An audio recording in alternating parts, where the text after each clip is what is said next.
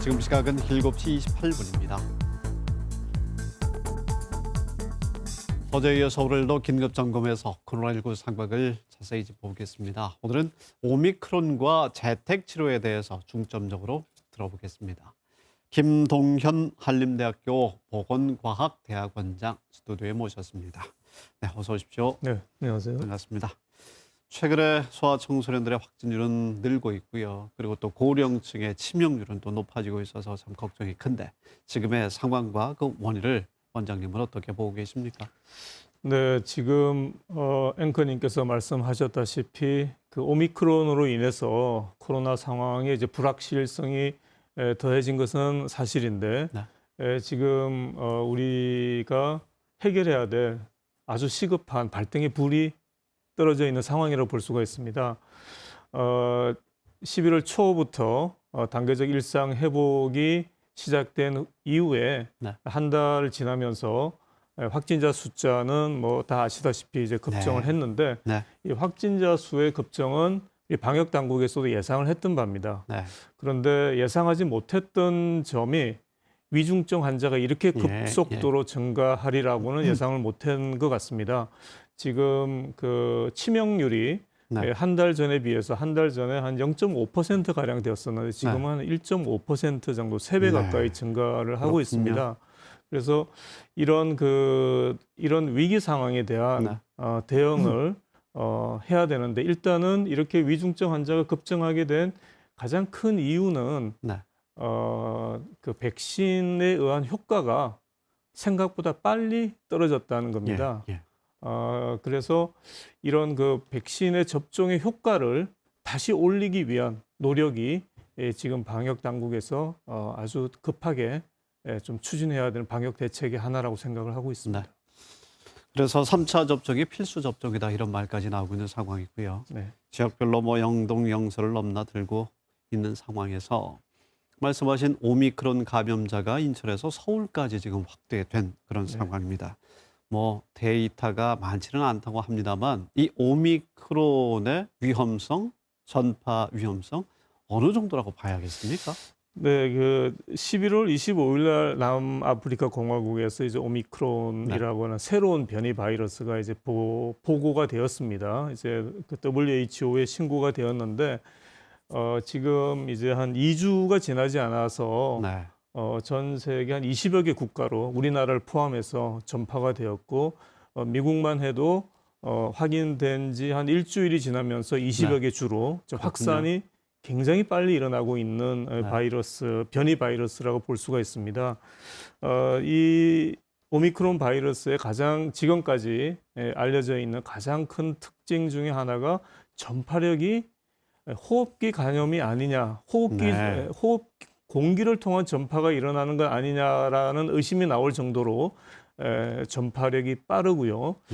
근데 한 가지 좀 다행스러운 것은 지금 최근에 이렇게 충분치는 않지만 남아프리카 공화국에 그동안 입원했던 환자들의 임상 경과를 볼 때 여러 가지 이제 감기 비슷한 증상은 있는데 델타 변이 바이러스에서 관찰되었던 호흡기 증상은 그렇게 많지 않다.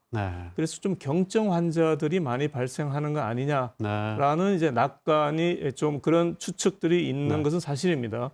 그런데 아직까지 이 오미크론에 감염된 환자들이 그렇게 많지 않기 때문에 전 세계적으로 조금 더 그 오미크론에 의한 임상 경과는 좀 지켜봐야 되지 않을까. 그러니까 경계는 하되 좀 조심은 해야 된다. 그렇게 볼 수 있겠습니다. 말씀을 듣고 보니까 조금 마음이 놓이는 면도 있습니다만 국내 상황을 보면 벌써 36명이 발생했고 서울에서도 새벽에 오미크론 확진자가 나오고 있는 상황 아니겠습니까? 말씀하신 대로 세계보건기구에서도 전염성은 높지만은 공포에 질릴 필요는 없다. 이렇게 강조는 하고 있는 건데요. 어떻게 받아들이면 좋을까요? 네, 뭐 말씀드렸다시피 감염력도 높고 또 돌파 감염력도 높은 거로 되어 있습니다. 이 백신을 맞으신 분들에 대해서도 잘 감염을 시키는 걸로 되어 있습니다. 그런데 조금 전 말씀드렸다시피 증상이 좀 심하지 않은 듯한 예상이 되기 때문에 경우에 따라서는 지금의 델타 변이를 대체하고 이 증상이 가벼운 오미크론이 우세종이 된다 그러면 네. 전 인류에게는 네. 좀 축복도 될 수 있다라고 오히려? 하는 그런 이제 예측도 하고 있는데 네. 그래서 이제 경계를 하더라도 좀 공포에 빠질 필요는 없는 네. 상황이다라고 볼 수 있습니다. 그런데 지금 이 단계에서 가장 중요한 우리 방역 당국의 대응은 이제 델타 변이 바이러스에 대한 대응이 굉장히 중요합니다. 네. 근데 델타 변이에 대한 대응은 백신 추가 접종, 네. 3차 접종을 해야 되는 것이고요. 네. 이 오미크론의 감염을 막는데도 이 추가 접종이 효과가 있다라고 하는 보고가 많이 나오고 있습니다. 네. 그래서 지금은 무엇보다도 추가 접종, 3차 접종을 서둘러 주셔야 할 것 네. 같습니다. 알겠습니다. 자, 재택 치료에 대해서도 좀 질문드리고 싶은데 치료가 아닌 대기 조치 또는 방치다 이런 말까지 지금 나오고 있는데 현재 시행되고 있는 도내 상황에 대해서 전문가 입장에서는 어떻게 보십니까? 네, 지금 환자가 급증을 하고 이들 환자들을 수용할 수 있는 병상 자원이 좀 부족을 하다 보니까 증상이 없거나 경미한 환자들 같은 경우는 이제 재택에서 네. 관리하겠다라고 하는 것이 이제 방역 당국의 입장에서 재택 치료를 추진하게 된 이유라고 생각을 합니다. 근데 이런 재택 치료가 원활하게 되기 위해서는 비록 가정에 집에 있더라도 임상적인 경과에 대해서 증상이 어떻게 진행되는지에 대해서 시적절한 모니터링, 리얼타임 모니터링이 가능해야 될 것이고요. 만약에 이제 증상이 좀 진행이 되면 그 즉각 즉시로 인근 병원 또 치료를 받을 수 있는 그 병원으로의 이송이 가능해야 될 것입니다. 그런데 이제 이 두 부분에 있어서 아직까지